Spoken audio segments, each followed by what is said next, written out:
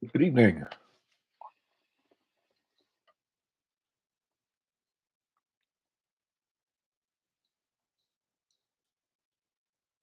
Hey, Brent. Boy, Brent, I got a humongous box right behind me for you. For you.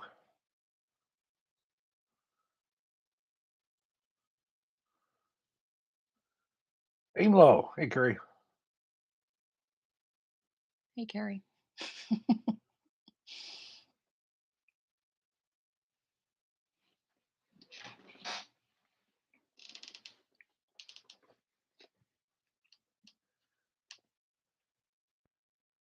Nebraska. New Jersey. We're gonna wait a couple minutes and give people a chance to come in before we start. Northern Illinois. We don't do Q&As on topics. No, this is wherever you want to. You select the topic. Yep, wherever you want to talk about.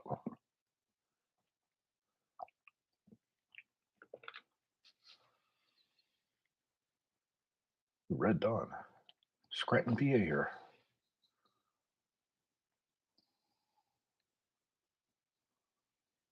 Yeah, I was in New York last week, and I literally could not believe that Cuomo left. Something must have really happened to get him to change his mind because dictators like that don't leave on their own accord. But I hope New York's in a better situation.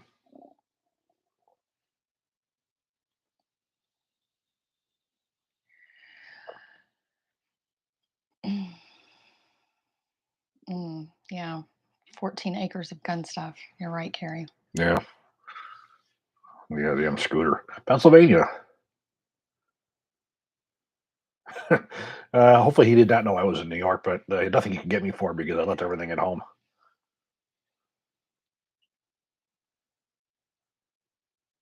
Okay, guys, we're gonna kick it off. If you guys would like to ask a question, you can do so by putting it in the chat line, and I'll be pulling questions, both paid and unpaid. But if you do make a donation, you do get priority over all the other questions coming in. You can do that by clicking the $sign, which is the super chat function. Although Google does, you know, steal 30% of your donation. Our preferred method is donor box. That link is on smallarmsolutions.com. I'm also going to plug it into the chat line as well. You can make a donation and then put your question in the comment section of it. And I have my phone here. I'll get an email and it'll be the same thing. You'll get priority over all the other questions coming in. And we'll try to get through as many as possible. And first up for tonight is from Miko. He is from Finland. Ooh, And he awesome. says he hopes that we're doing well and he wished me a happy birthday. Thank you so much. He'd like to know, does barrel thickness matter for suppressor usage? I've been told that pencil barrels like Faxon pencil barrels would have adverse effect when weighed down by a suppressor. Are my fears unfounded? The kind of accuracy that you're looking at out of a military type rifle, you would never notice. You know really for as far as the way the suppressor works. No, anything that you hang on the barrel that causes stress on it with something that's thin, you can pull it down. Can cause it to droop, but you're not going to be dealing with temperatures anywhere near that under normal use. So no, sir, that's not. I would not consider that a problem at all. Thank you so much, Steve, for your donation. I received it. I'll look for any questions you post tonight. Adnan also made a donation. He's not going to be in here Oh, tonight. sorry to see that. Thank you, Enjoy everyone. the wedding that you're at tonight, Adnan, and we will link up. I'll email you about. He's going to be at NRA. Yeah, any guys who are going to be at NRA, let us know. We'll schedule a time where we can meet. We're gonna try. I mean, I've gotten some emails about it already, and I don't know Chris's schedule yet. I know that there's a lot going on, so we're gonna try to, you know, maybe do a dinner or something. Andrew from DonorBox, thank you, Andrew. I hear lots of boasting of pistols such as Knick and PPQ having better triggers than Glocks, but with precocked versus safe action, I feel like it is not quite a fair comparison. Better trigger at the cost of one less safety feature. Do you think the safe action is worth the extra trigger pull? Cocking 70% of the striker. If not, why isn't Glock moving to pre-cock? No, the reality is a gun's not going to go off unless you pull the trigger. There are different ones. I mean, a lot of this stuff has more to do with not wanting to violate patents and such. Glock is pre-cocked. It's only about 25% of the way as you pull the trigger back. The striker is pulled back. I carry a SIG P365 in my pocket with a pocket holster. and I have no problems with it whatsoever. So the reality is, any of these guns, you don't touch the trigger, it's not going to go off. You treat every gun the same way. I don't think mechanically it's any different now, for as far as some being safer than others. I guess more of a perspective from a mechanical standpoint for me. If I don't pull the trigger, I'm not playing with it in my pocket or in my holster. It's not going to go off. So I don't really think that it matters. But there are certainly triggers out there that are far better than the Glock trigger. When firing my 300 Blackout 10.5 with subsonic ammo, the case barely makes it out of the chamber with no ejection. Any ideas? I was thinking it was bad ammo. No, you need to make sure that you have a, a standard buffer in there. No H, no H2, no H3. You need to have a standard buffer in there, especially with a subsonic. My rule of thumb is anytime that you're using a 300 Blackout, put a standard buffer in there, and that will take care of that problem. My guess is you do have a heavier buffer in there.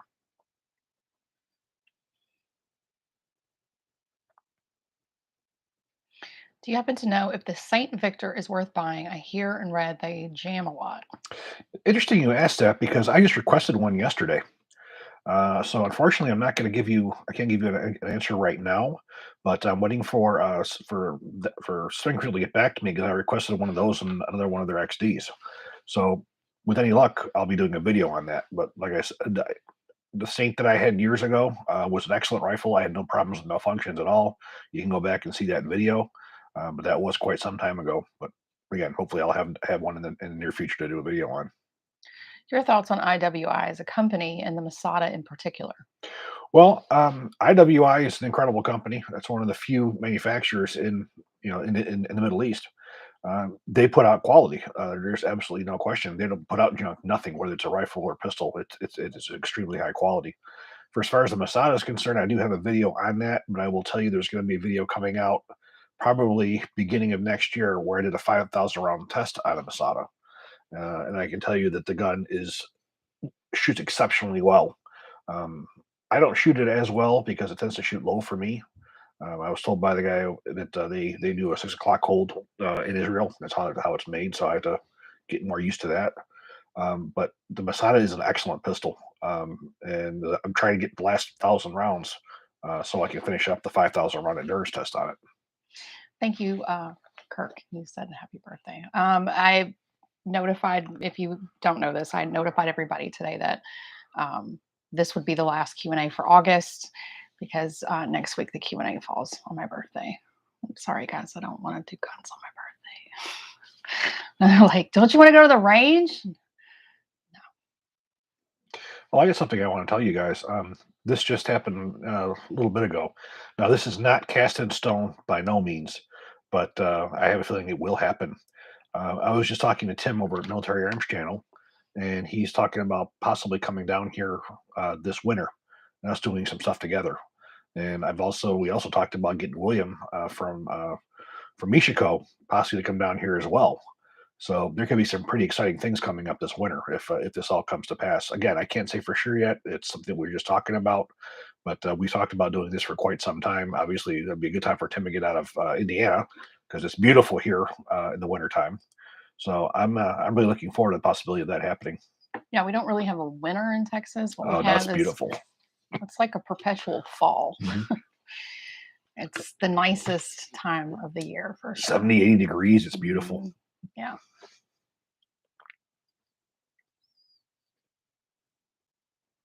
Great time to get out of those Arctic temperatures from the north. What are your thoughts on LNT's new Spec War Upper? It's still an MRP. So obviously, I feel the same way about it. I mean, whatever length that you want, whatever barrel you want to get, it's just another flavor. So quite frankly, I have the CQBs, and those do everything that I want. I don't have a need for any of the other ones, but it's an MRP, just a different length. I've heard Joe Haney talk about that they just released some. I'm sure we'll probably have some discussions with Carl Lewis when we do our interview at NRA. But yeah, it's like I said, it's just an MRP, a different length. Carrie says for my birthday, shoe shopping. Are you offering, Carrie? Because you're going to be down in Houston. I'll take you to the Galleria. You can take me to Saks. We'll do some real shoe shopping on you. Any thoughts on the Wyndham A1 government? I'm actually I have one on order. I have a couple of guns on order with Wyndham. when you look at their gun, it's really more of a C7 than it is a A1, because basically you have a carrying handle with a fire cartridge case deflector, and the only thing that's really A1 about it is the handguards and the pistol grip. The Everything else is basically C7. So yeah, I guess I look at it more of a C7 than I do as as of an A1. But the quality of those window weaponry guns is premier. They're excellent quality. Kerry says he has an anti-shoe shopping. Hey, you mentioned it. You brought it up. So that's an offer. Thank you so much, Brent. He made a donation on Oh, thanks, DonorBox. There Brent. was no question on there, Thank but you. if you have one, let me know. Devin on DonorBox says, I would like to know more about Colt's DOE SMGs. How does the Colt R0663 Department of Energy submachine gun compare to the Colt 9mm carbines? Well, first off, you're looking at a much shorter barrel. The problem is with a shorter barrel, you burn less powder. Those of you guys who shoot a lot of pistol in an indoor range, if you go just forward of your muzzle on the ground, you can be able to, take a broom and sweep up propellant. The longer the barrel, the ideal barrel length for a 9mm probably is around 10 inches, where you're going to burn pretty much all the all the powder. So that's the first thing is, I prefer the 10.5-inch barrel.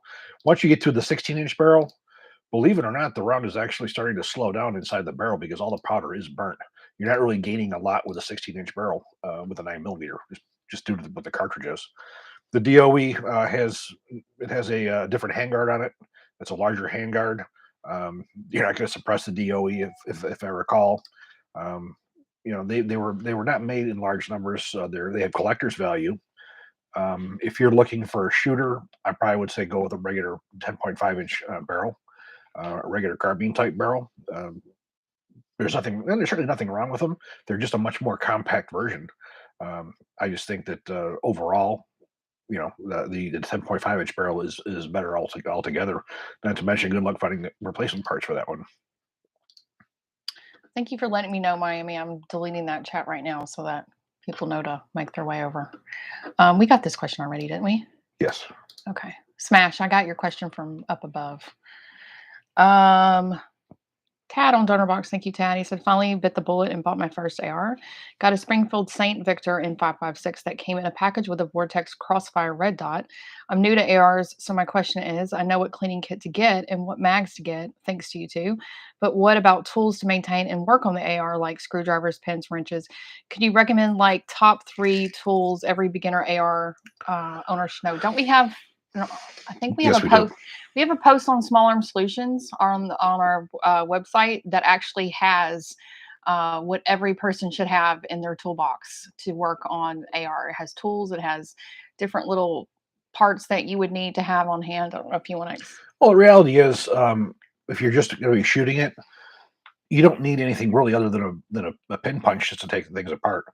It's all different if you decide you're going to want to start swapping out parts. If you start swapping out parts, then that's where you're really going to get more into the tools. But for regular maintenance, all you need is a drift punch that's going to, in case your pins get stuck, or for driving out your firing pin retaining pin. That's really all you're going to need. Probably the Gerber Effect tool is probably one of the best tools that you're gonna get. The rest of the tools are more of the armor tools, more for doing building, repairing, and replacing parts. So it just depends on what you want to do. Carrie says his mother has 10 boxes of shoes. I'm actually not that. I'm girly, but I'm not that like that. I don't have an excessive amount of anything. What is the smallest pistol that shoots like a full size? Oh, the barrel length is what the big deal is. The barrel length is going to tell you how fast your bullet's going to go, how much powder it's going to be. So it's all determination of the length, how much propellant is going to burn. In other words, getting a higher velocity, which is going to give you more range. So it's not really like that. Did we do what is the weight of a standard buckle? Nope, 5.1 ounces. Okay. Standard rifle buffer. That's not the carbine. If you're looking at a standard carbine buffer, you're looking at 3 ounces.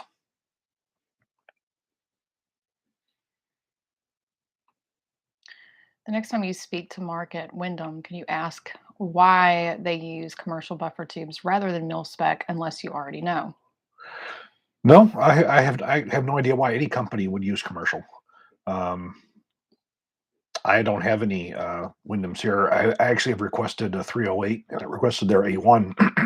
So yeah, I was actually unaware that they use those because I haven't gotten any of their carbines in quite some time. But I have no idea why anybody would do that. It makes no sense why there even is two. The only thing I can say is it's a specific market that the government won't tap into, so it might be an easier part for them to get. I have no idea. It doesn't make any sense to me why it ever was created. What is your favorite concealed carry caliber? 9 millimeter. I carry at my P365 with the deep penetrator hydroshock, and that's what I carry. 380 is the absolute minimum. You start going below that, unless you have excellent shot placement, you're just going to piss the perpetrator off. Um, I'm seeing some comments about NRA. If you guys that are going to NRA and you're interested in attending like a SAS dinner, send me an email. I'm going to put my email at the bottom, but it's hbartolci at smallarmsolutions.com, but I'll type it in. If you guys are going to be there, let me know. Let me know what days you're going to be there. We'll probably do something maybe the first night of the show or the night before the show. I have to get with Chris. But if you tell me when you're going to be there for Night and before would be best. um, get a general sense of everybody's availability, then I can make a reservation somewhere downtown that's close to the convention. Because being from Houston, I'm pretty well versed in what restaurants we have and what could handle capacity and a group. So if you guys want to reach out to me and let me know if that's something that you'll be interested in. I can get a gauge of how many people would want to do it and set something up because I know everybody's been. I'm already starting to get emails about it too, so we probably need to officially plan something since we're closing into that time. I have evenings with Carl Lewis and Mark Westrom. I just have to get them scheduled for what Yeah, evenings they are. and Uh, that's generally what I've been telling people too is that Chris's schedule isn't not firmed up yet, so I yeah, can't really plan anything. But I need to I guess we really need to start planning but if we something. do the night before, there's absolutely no question that would be good. So maybe that might be the way to go. Okay.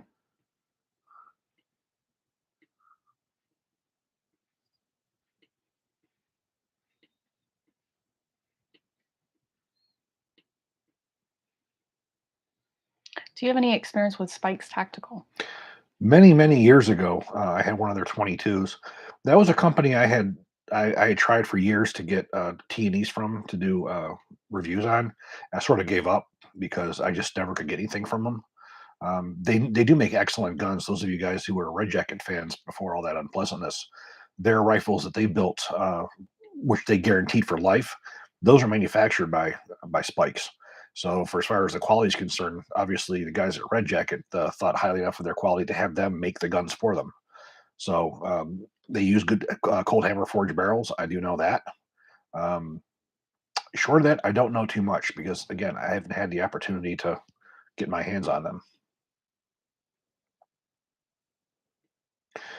While she's scanning, there's something else I want to tell you guys that I'm working on. I think you guys are going to enjoy.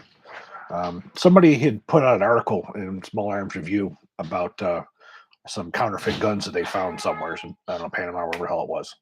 So I went down to in 2009. I was sent down to Colombia to look at a whole horde of guns they confiscated from the FARC, which were mostly counterfeits. And I got all kinds of pictures. So we're gonna be doing a video, probably part of the crime series, on counterfeit guns. And we're going to go through all the guns that I saw while I was in Colombia working with their ATF or FBI, whichever whatever you want to call them. So it'll be interesting for you guys to see what counterfeit guns look like and how I was able to tell very quickly that they weren't Colts. It'd be fairly interesting. I just got your email, Carrie. Yeah, I have your. I know you texted me your dates too. So your Carrie's pretty open. He'll be easier to. It's other people that are coming in just for the show. So I just hope we can find a 5 star. These Air Force guys are used to these 5 star defects. So hopefully we can find something that won't offend him. or I just come in with a screen up. and I sit at the table like this. Like I said, she's like Wilson from Home Improvement.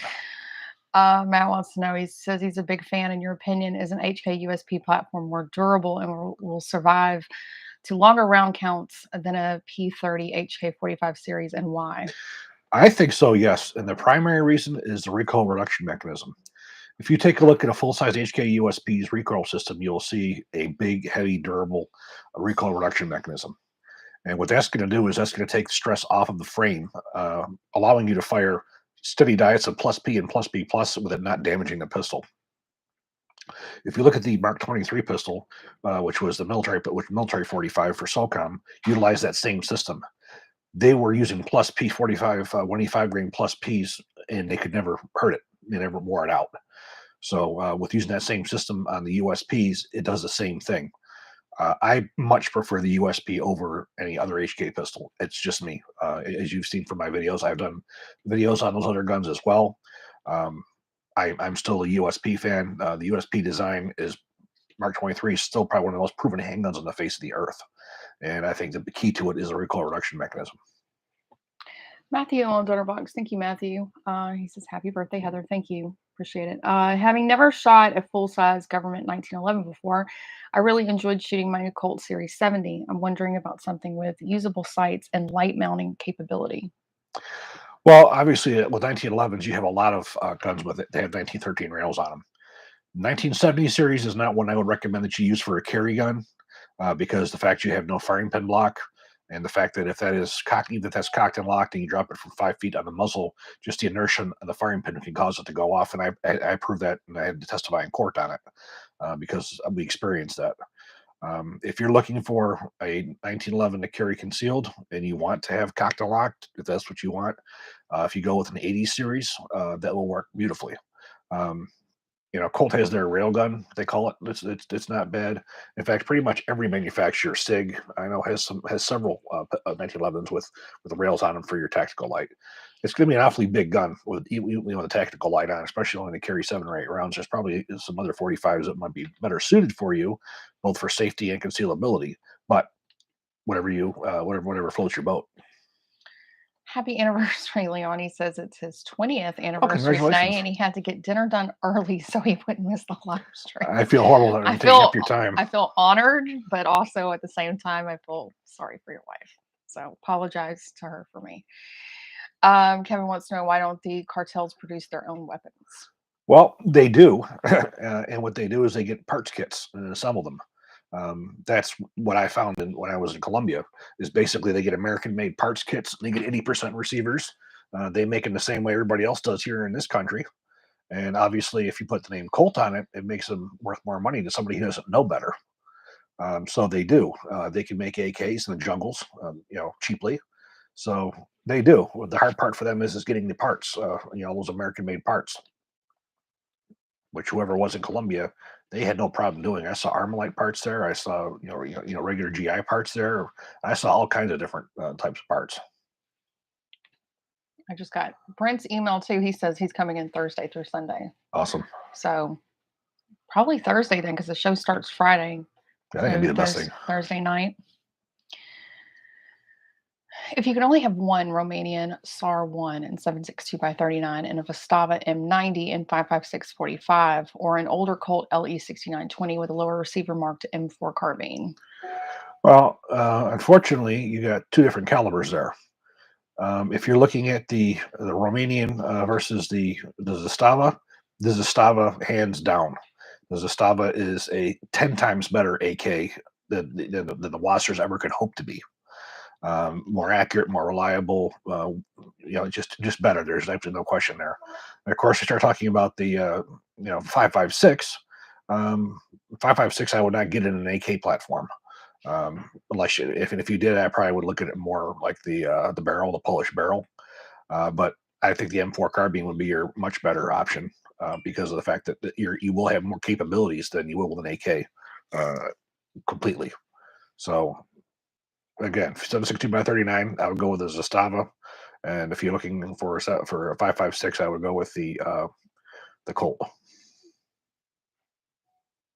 I had a chance to take a look at one of the new Colt carbines recently. I was just a couple days ago. I was at one of our local gun shops, and I was surprised to see tons of weapons and ammunition. So there's definitely ammunition that's becoming more and more available. Looking at the Colt rifle, for the prices that they're asking for it, that are below $1,000, it's a great rifle. There's no question. You look at it, it's not the same as you saw it, a couple years ago. No, but for a guy who wants a rifle to shoot, it's that CR 6920 is an excellent rifle. Um, the only thing I've ever said about these normal ones is the parts aren't made by Colt; they're subcontracted. It's the only thing I've ever said. I've never said they're better or worse or in between. I've never heard anybody have any problems with any of the new Colt rifles. So the parts obviously are very good. But looking at it, it's a good rifle as long as you pay, around $1,000 for it. I would not pay no 12, 13, 14 for it. No way in hell. No, this is bullshit. Centurion Arms products are defective and their customer service is terrible. I don't have Lies. no idea where you would Lies. get that from. No That's way. They are. lies. Yeah. I know both Monty and Corey personally. They have. Oh wow. Yeah. Yeah. I have no clue where you would find that. Yeah. I've got a lot of No. Centurion stuff here, and I He's probably just wants somebody yeah. who wants attention. That's one of the few companies that I will fully endorse. So I don't know. Is there an adjustable gas block for the AR that is set up like the FOUL adjustment? Thoughts? No, there was one that I liked quite a bit. I'm trying to remember the name of the manufacturer of it, and it's escaping me because it actually has you use an Allen key, but it has clicks, so you actually know what it's doing. And that's what I would recommend that you look for. God, I can't believe I can remember the company. Um, I've messed around with a lot of them recently, or well, over the last couple of years, and the ones that are just with the screws is a pain in the ass because you don't know how much you're adjusting it, and it's very hard for you to say I'm doing suppressed this many clicks. It's very difficult. So you want to make sure that you look for one that has clicks. Even the POF dictator, that's a really great one. I would be taking a look at your place your front side base, something like that where you have positive clicks where you know what's going on. Can't really remember that name. Who comes up with the TDP? Is it the military or the manufacturer? Well, the manufacturer is the one who presents the gun to the military, and then the military works with the company to finalize the system. Then once it's finalized, you have a finalized design, and that's when the TDP is made because that ensures that every rifle that they're going to get is going to be the same. So it's done by the manufacturer mostly, but it's done after the military is satisfied that all the requirements are met. And depending on the situation, the rights of the gun may go to the government, or the government may have a sole source. But regardless of what happens, the government has to have access to the TDP, whether they own it or they have it for emergencies. Because part of any contract is, especially sole source contracts, if there comes a time of war when that company can't fulfill the requirements that are used by the U.S. military, they have the right to be able to bring on additional sources to make enough to meet the war effort. Best gas system for 10.5556 AR pistol. There's nothing wrong with the internal piston in 10.5-inch barrels. I've used them forever. They're used by SOCOM Special Operations. They have been used forever. They're excellent. SOCOM uses them. They use them suppressed. I see no reason to go with anything else.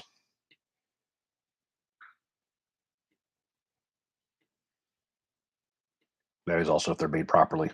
Get a proper barrel of Colt or an LMT. Something like somebody who's made them for the military, so that you know that they know that they're working. I've had Colt and LMT when it comes to those because those are the only two companies that have made them for SOCOM. In fact, Carl Lewis was the father of that 10.5 inch barrel. What caliber is best in the AR-15 platform for long range and reliability? I've been looking at 6.5 Grendel, but hearing concerns about how thin the bolt is to accommodate such large casing. And then he said, to be clear, looking for more knockdown power than 223 long range, but keeping reliability.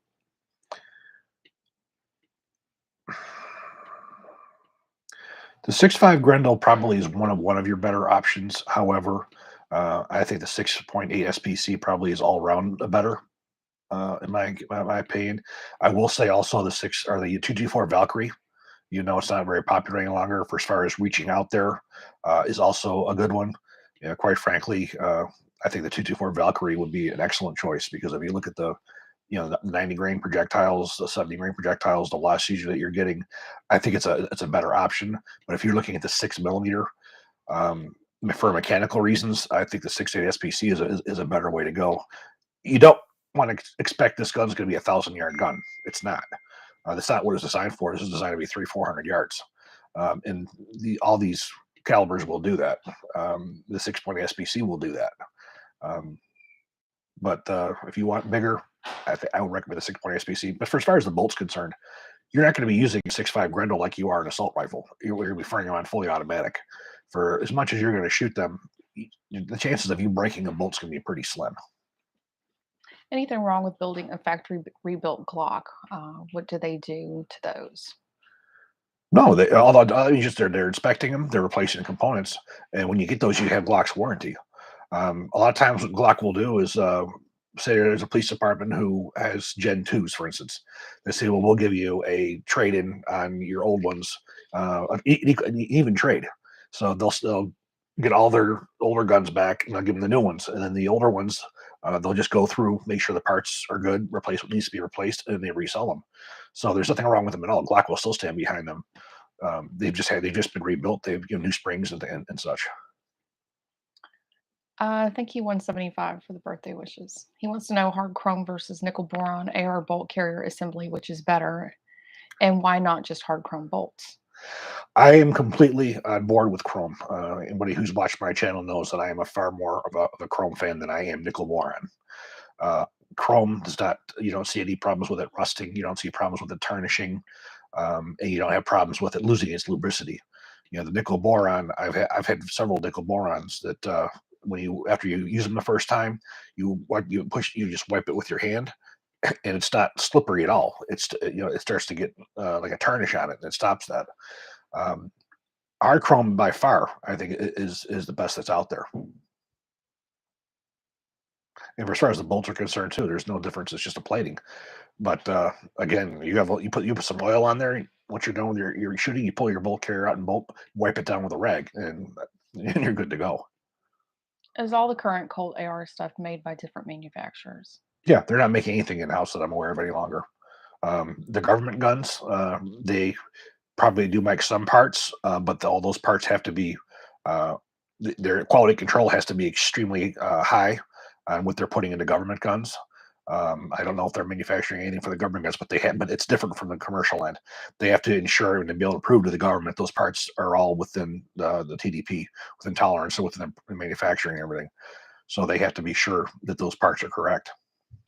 Will a Geisley AR-15 trigger work and 716i? If not, who makes a really good trigger for the 716i? Well, last I knew, the 769 takes a standard trigger. Uh, I don't have a recollection of that needing anything special. It's not like the MPX and the MCX. Um, you should be able to put anything that you want in that one.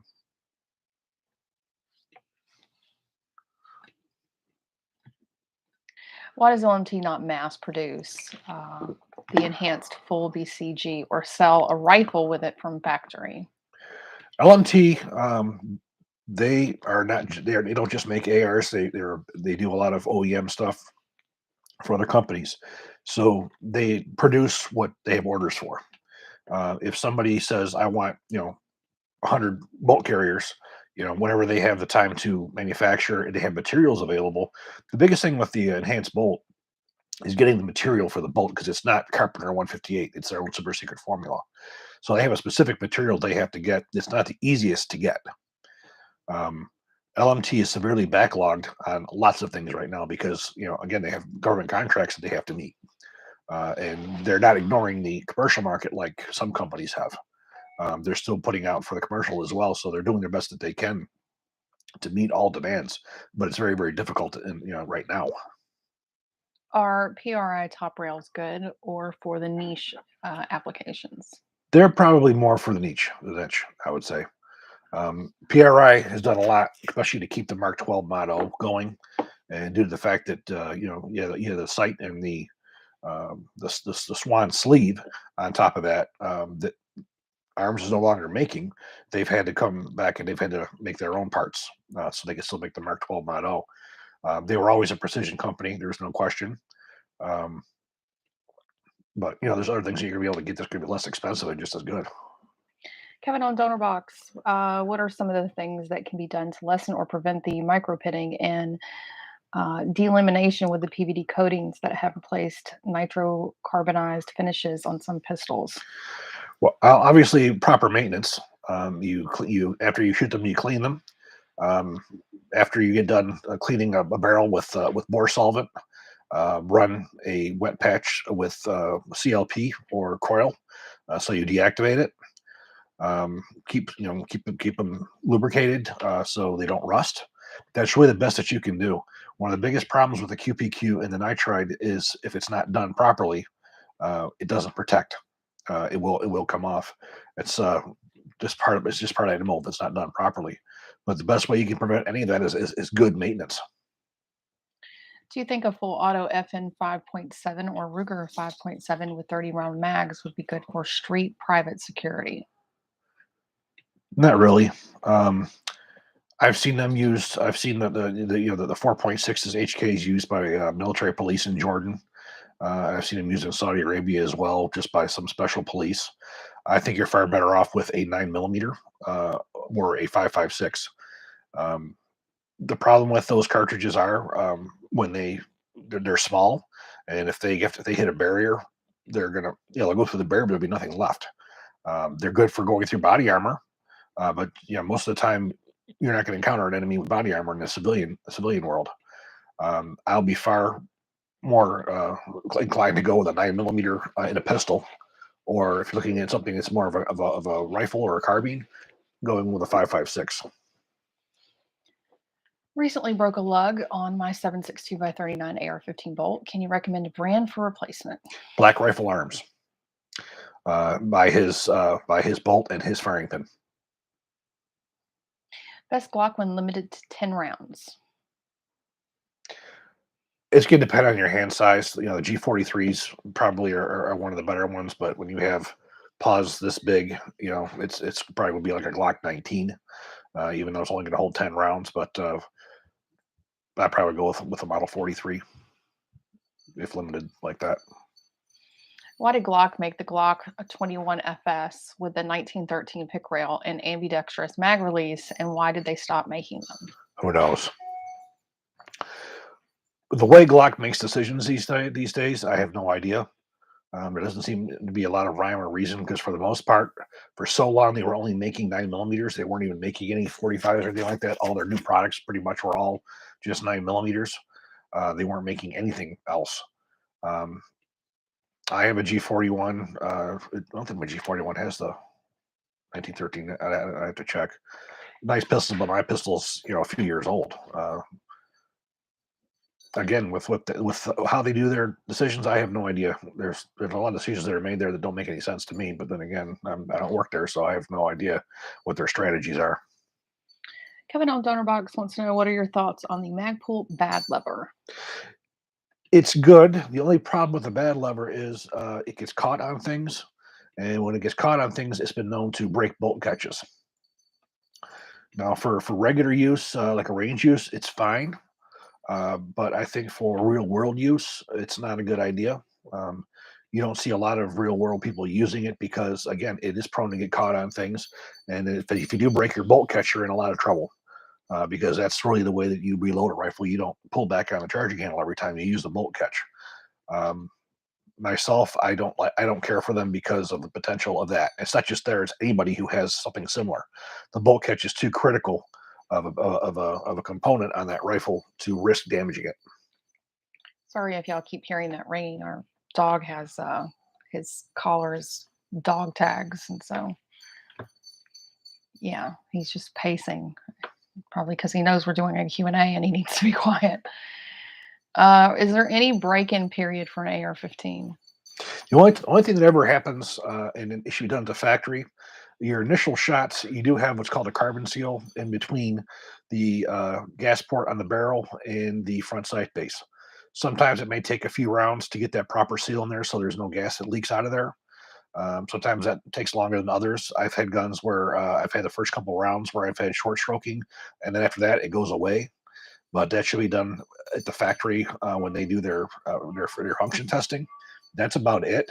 But no, you should not ever have to break in an AR-15.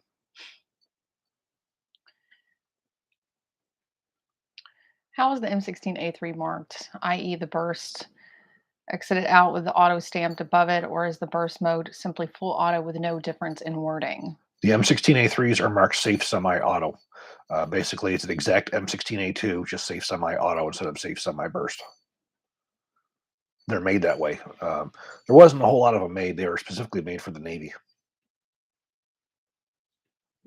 and Will you, Colt made them. will you be testing the Ruger K7 Mako compact? Well, with NRA coming, I'm going to have an opportunity to make some more contacts. The problem in this industry is I'll make a contact at SHOT Show, and then 6 months later, I'll go to call them to get some T&Es, and they're gone. The problem is this industry, there is so much turnover. So then when you lose uh, those contacts, some companies, it's very hard to get another one. For instance, I tried getting a hold of who was it today?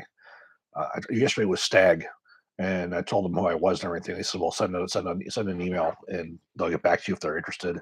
So you have a lot of companies that are like that, where they won't even transfer you directly to them. You have to send them emails. So it's very hard. And Ruger was one of the ones I had a very good contact with, but he's now gone. Why is the salt here not given equal time on this program? Look, if I could get him to read the questions for me, and I totally would, but he doesn't cooperate. And unfortunately, he's not very quiet when he's up here too. He just kind of like wants attention and lick you. And that dog gets a lot of respect in this house. He just turned 9, so his birthday is a few days before mine, and according to my family, it's now Levi's birth month. So nobody in this house gives a shit. It's my birthday coming up. It's the dog's birthday that matters.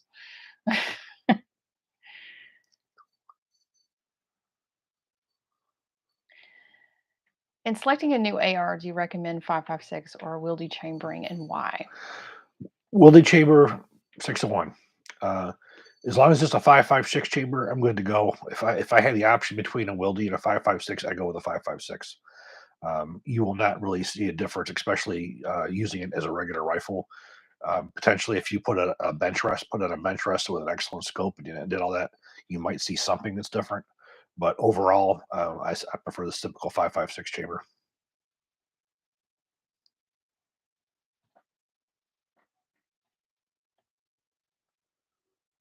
I can't remember if we did this one. If there's some hype around the 5.45 by 39, did we do that one?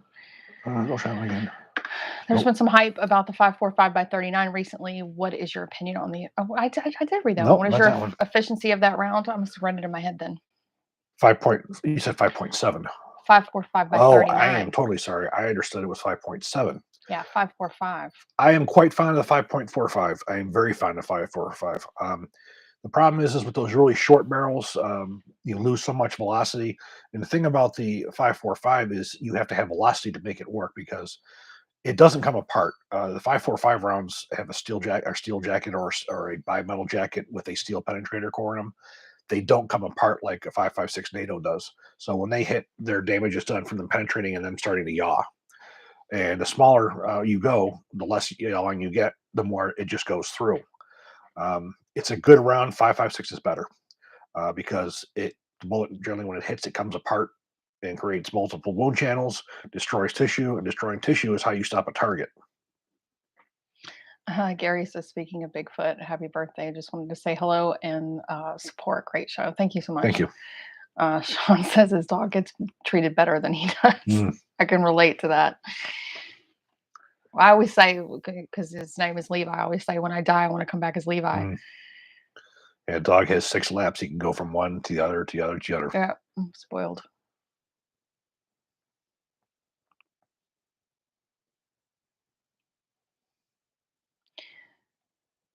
What is your preferred handgun pistol barrel length in terms of recoil impulse? And please include various calibers. It's not the barrel length that does that. It's the lockup mechanism in the frame. Um, Obviously, the lighter you go, the more recoil you're going to have. Some polymer frames will actually absorb some shock and take it away. It's not, again, barrel length is not necessarily what gives you the recoil. It's a combination of a lot of things. As I said, lockup, the dwell time.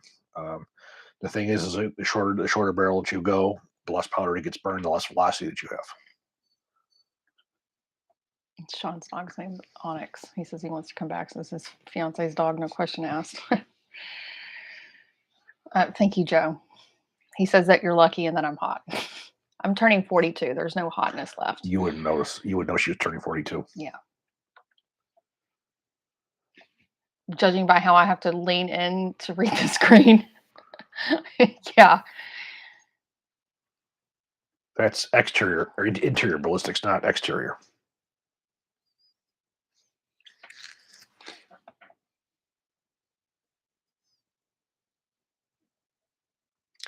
My wife is fighting the aging process with everything, every fiber she has, and she's winning.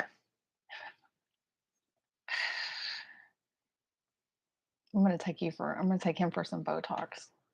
No, I'm not much to look at as it is, let alone it's not going to help me. Should empty out all the drawers. Yeah, that wouldn't help me. You have something you have something to make you look. You are beautiful. It was natural. Me, I'm this fat bald guy. Any plans to test? Did we do any plans to test a new Ruger K7 Yes. Mako? Okay, I think he asked that twice. That's why. Thoughts on T91 mags? T91 mags are excellent. They're steel mags. They're expensive. I've only got one for mine. I generally use just regular AR magazines. I used to have one because that's what it was. What they issue with it. I can't tell you anything bad about those magazines. I've used a few of them. They're excellent. They're more rare. So I generally, if I don't use mine, I just use regular aluminum magazines. Opinion on which laser setup to buy, brand, model, etc. Well, it depends on what you're using it for. You're gonna have to give me some more information. Are you looking for it for a pistol, or are you looking at it for a rifle? That's for M1 Brett. If you want to. Yeah, give me some more information on what you're. Somebody else said you need more context too. Let's see if he responded to that. No, I don't see it. Brett, you gotta clarify a little bit more. How do you think people's ability to form militias will change with NGWS ballistic scopes and new ammunition becoming the military standard? As long as you have a projectile flying from a barrel by force of combustion, I don't think it will change. Here in this country, everything that's available to the military is available to the civilians. You can buy the same scopes, you can buy the same equipment, and the NGWS is not a adopted system yet. Once it is adopted, you will see that be adapted towards the for civilian market as well. Providing our moron of a president doesn't try to do any bans. So I don't think it will make any difference at all because like right now we have the same weapons that the U.S. military has, minus the fact that they're not selective fire. And in other cases, we have guns that are much better than what they have is a civilian militias. The only thing is they're not full auto. Carrie asked if we provided any water burger for the assault terrier. I'm actually pretty strict on what they eat. And that's why they're living longer. I was home, as I said. One of our family friends has a Yorkie. Actually, he just turned 16, and this dog can't be in bad health though. But this dog is a porker.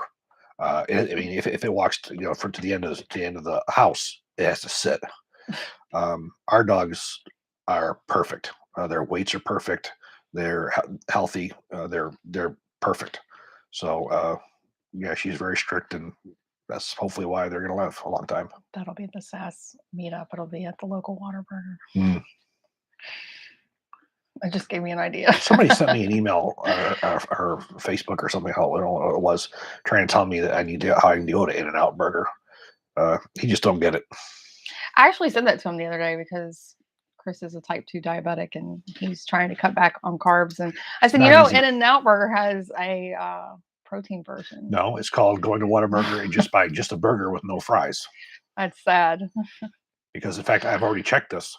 Um, just a burger doesn't do anything to my blood sugar. He's checked it. If I have onion rings or French fries, then it boom goes right up. He So also usually doesn't have one burger. He also usually has two burgers, and he gets the largest size, I'm trying. and his triglycerides are through the roof. I'm So, trying. Actually, I just told that my blood sugar is doing really well by my doctor the other day. So good things. oh, that's nice, Leon. He says his wife is actually named Heather, and she turns 46 on the 28th. She doesn't look a day over 26. It's her month. Anniversary on the 19th, birthday on the 28th. It's a blessing she's tolerated me for all these years. That's really nice that you Heather can does. share She's that. not aged. Like I said, she's gone kicking and screaming with every year. She takes care. Takes Yeah. care of herself. Always had nice skin. She's always looked nice. Can't ever think of a time where she didn't. Steve on Donnerbox, he said he wants to know your thoughts on the RSAS and R5 Remington. Only a few number of rifles and uppers owned by civilians. He has multi-part here. Well, the truth of the matter is, let me just read this whole thing. Why some big brand piston AR-15s like HK have horrible gas suppression, mil-spec AR with surefire? You can't send like 5 things all in one. yeah, It's those not going are to work. all different things. So we'll just go with the first one. Thoughts on RSAS and R5 Remington? Only a few number of rifles and uppers owned by civilians. I have tried to get my hands on one for years, ever since they came out during the individual carbine program. They've had both an external and an internal piston. I have had one person say they're going to send me one. It hasn't come yet. I've only seen them at trade shows. I've never seen one out in the wild before. Obviously, it didn't do very well in the individual carbine test. It wasn't one of the finalists. So that tells me that it's no better or worse than our standard M4. I would love to get my hands on one at some point so I can give you a better, a better opinion on it. But I've just never been able to lay hands on one in the wild. Carrie, shut up. He said he thought 29. Be quiet. That's going to be my 21st anniversary in October. How is that even possible? Married at 8. You're just trying to butter me up, Carrie. But I'll take it. Do you think you'll ever do a part 2 of the Beretta ARX 100? I can. There's actually several guns I'm going to be revisiting because over the years, yeah, I take them out and I get more and more rounds from them. It is one that was one I'd like to do a part 2 of. I've got some more rounds through it, but the reality is with that specific rifle, I've had no mechanical issues with it whatsoever. I have one complaint only, and it's the trigger. The trigger, it's very fatiguing on my finger to the point where it's a problem. There isn't anything else I can really say. It shoots. It's accurate. It it's the only issue that there is with it. All I can tell you is a couple thousand rounds later, the thing is still going strong without a single malfunction. Sean says he started the carnivore diet 19 days ago and he's down to 17 pounds. It's amazing. And Well, then Miami here is on a 5-day fast. He's on day 3. He says his energy is through the roof right now. Chris would never do that.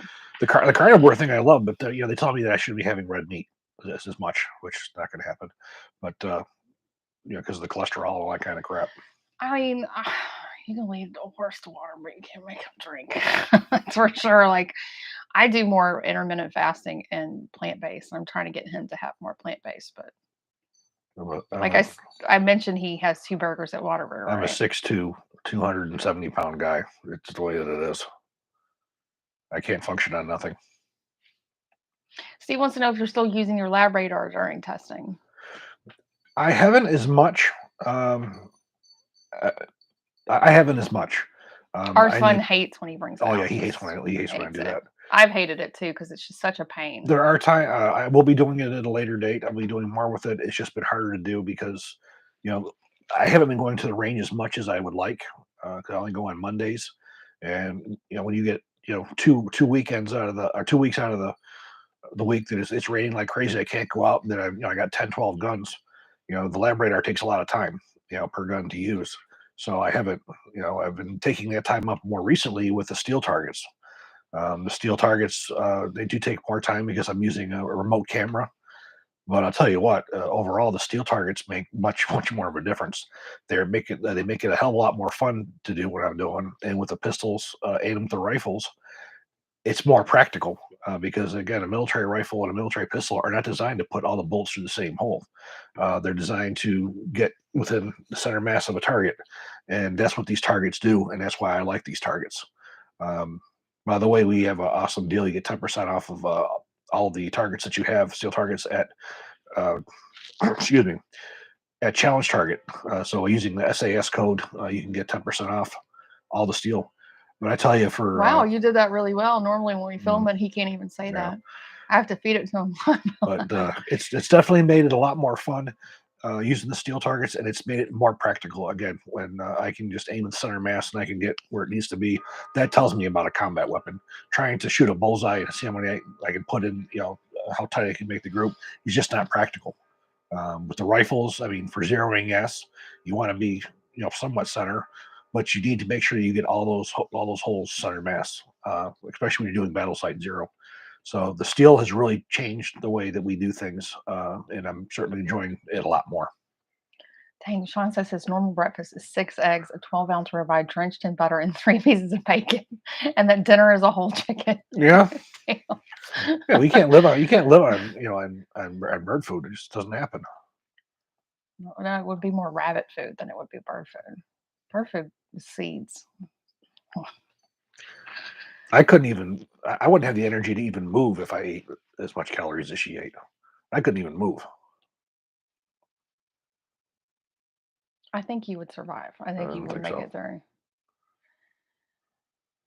Use WMD BCGs that are NIBX and like them almost as much as hard chrome, noticeably better than regular NIB IMHOs. Would you agree? Yes, that's not typical nickel boron. That's it's a blend. I'm trying to remember what the additional blend is to it. There's an additional blend to that which doesn't have the tarnishing. WND's their nickel boron is much better than the standard like Fail Zero. I just realized that I'm talking about healthy eating and I have this. It's unsweet tea. That's what I get from Whataburgers Yeah, and unsweet tea. But it is funny. I'm nothing like, unhealthy let's about talk that. about your bad eating. And I'm like, it just looks terrible.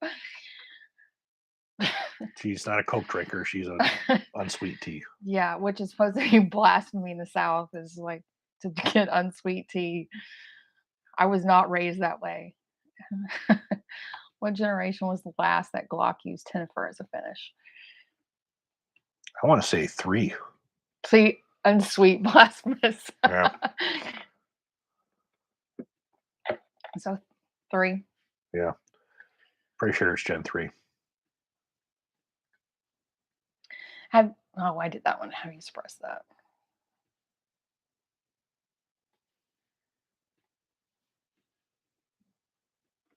Wait, let me check here because I think I heard something come through.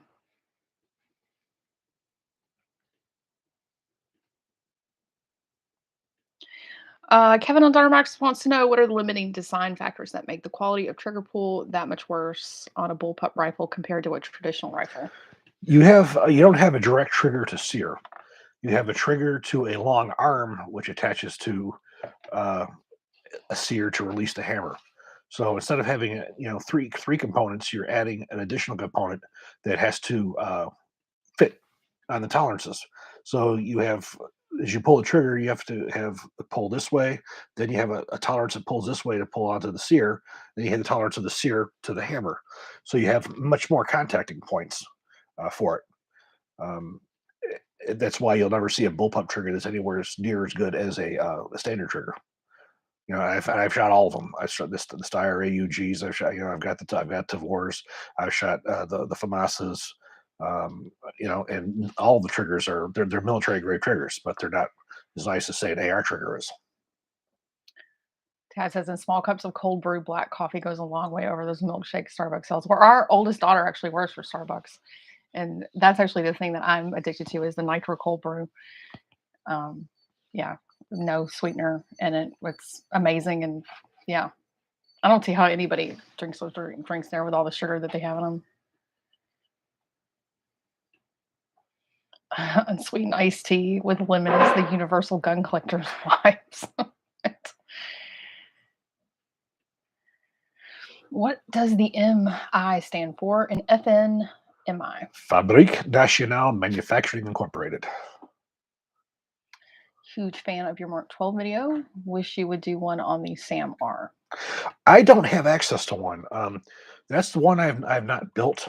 Um, More so because it's just harder to get the parts for it. Um, if I had access to one, I certainly would do it. But the Mark 12 is by far a better rifle. That one was only used by the Marine Corps. The Mark 12 was used by all of SOCOM. So during its testing and everything, it's more of a DMR type rifle. It's not. It doesn't have the accuracy that the Mark 12 does. Okay, guys. Well, we're going to shut it down for tonight. We will see you in a couple weeks when we come back. It'll be right before the NRA show. So, Thank you guys. Have a good night.